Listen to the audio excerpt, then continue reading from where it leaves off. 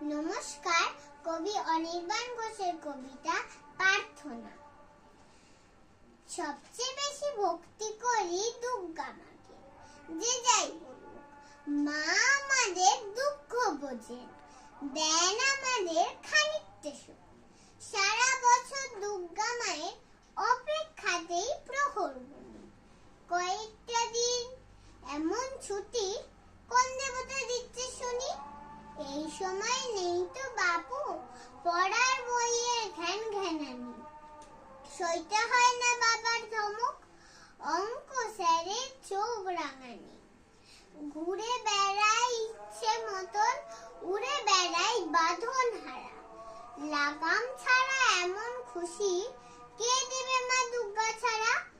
তবু তোমার দৌলতে মা রেহাই মেলে একটুখানি, তাই তো তোমায় ভক্তি করি, তাই তো এত তোমায় মানি। আবার তো সেই আগের মতো পড়ার বোঝা চাপবে ঘাড়ে, কেবল আমার প্রার্থনা মা জলদি এসো পরের বারে। নমস্কার।